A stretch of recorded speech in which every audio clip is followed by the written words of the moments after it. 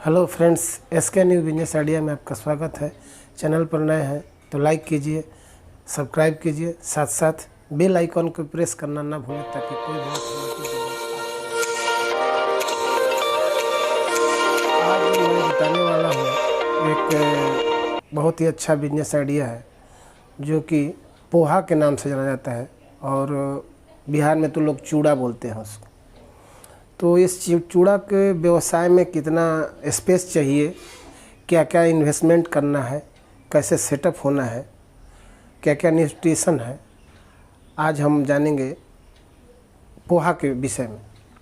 तो दोस्तों, ये प्लांट जो है इस पर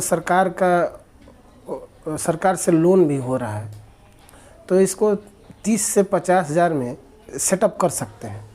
स्टार्टअप में आपको अपना लैंड होना चाहिए। अगर लैंड नहीं है, अब लैंड में 500 स्क्वायर फीट भूमि में इतना हो जाएगा बिजनेस। इसमें ज़्यादा कोई झंझट नहीं है। उस तरह से आप एक मशीन लेंगे, फिर उसमें पैडी जिसको धान कहते हैं, धान की परचेजिंग करेंगे। और ये सीजनल प्लांट है, ध्यान रखना है ये कि ये सीजनल प्लांट है। अब जैसे ही धान अब लगभग 2 महीने के अंदर आपका पैडी तैयार होके आ जाएगा, तो उस टाइम में सस्ता मिलता है धान, रेट डाउन रहता है क्योंकि पूरे एरिया में धान की खेती हो जाती है। तो अभी से आप अगर कोई नया स्टार्टअप लगाना चाहते हैं या बिजनेस के बारे में सोच रहे हैं तो इस बिजनेस को कर सकते हैं। अब इसमें करना क्या है कि 30 से 50 हज़ार रुपये होना चाहिए आपको। अब सेटअप शुरू हो जाएगा आपका। फिर आप सेटअप करके अपना जो है कोटेशन अपने ज़िला इकाई में देंगे और फिर वहाँ से पास होके आ जाएगा, जो कि इस बिज़नेस को संचालित करने में मदद मिलेगा। तो अब इसमें पूरा इन्वेस्टमेंट का कितना है, आप अपना 2.5 लाख रुपए का इसमें पूरा प्रोजेक्ट आता है। इसमें ऑटोमेटिक है मशीन, सेमी ऑटोमेटिक है। तो सेमी ऑटोमेटिक में लेबर कॉस्ट लगता है, तो लेबर कॉस्ट के वजह से वो आपका जो मार्जिन है वो नुकसान जाता है। ऑटोमेटिक वाला में क्या है कि कम स्पेस में वो ऑटोमेटिक काम करते रहता है, तो उसमें मार्जिन अच्छा हो जाता है। लेकिन ऑटोमेटिक मशीन वाला थोड़ा महंगा पड़ता है और ये जो मशीन है सेमी ऑटोमेटिक थोड़ा सस्ता पड़ता है। तो 1,80,000 से लगभग ये मशीन मिल जाएगा। उसमें अब डिपेंड करता है कि कितना आप इन्वेस्ट करना चाहते हैं और साथ साथ कैसा मशीन ले रहे हैं। साथ ही इस बिज़नेस के बारे में अगर सोचा जाए तो न्यूट्रिशन पॉइंट ऑफ व्यू से भी बहुत फ़ायदेमंद है। हमारे यहाँ के लोग या पूरे भारत के लोग इसको ब्रेकफास्ट में लेते हैं। तो ये बिजनेस जो है बहुत ही फ़ायदे का सौदा हो सकता है। आप एक बार सोचिए, ऐसा माइंड डेवलप कीजिए कि नहीं, ये बिजनेस करना ही है, इस बिजनेस में हम अच्छा कर जाएंगे। तो लगभग 1,000 क्विंटल पोहा तैयार करने का कॉस्ट हो जाता है।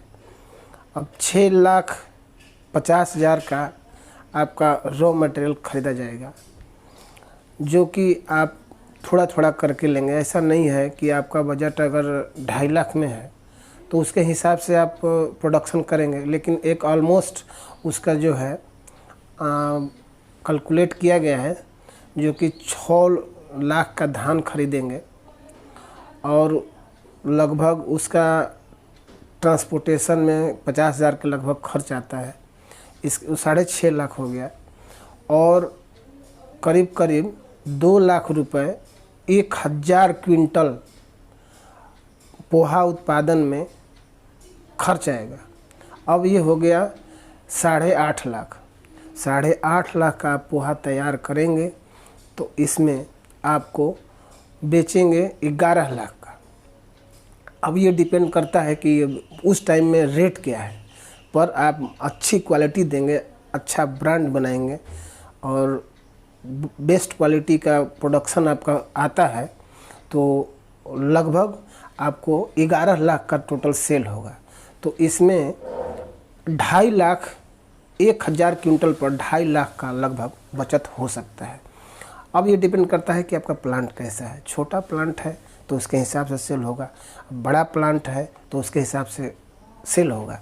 छोटा प्लांट में भी बड़ा सेल हो सकता है अगर आप उसको संचालित करते रहें, सिस्टम से चलाते रहें। ये नहीं कि आपका रॉ मटेरियल है नहीं कि प्रोडक्शन रुक गया।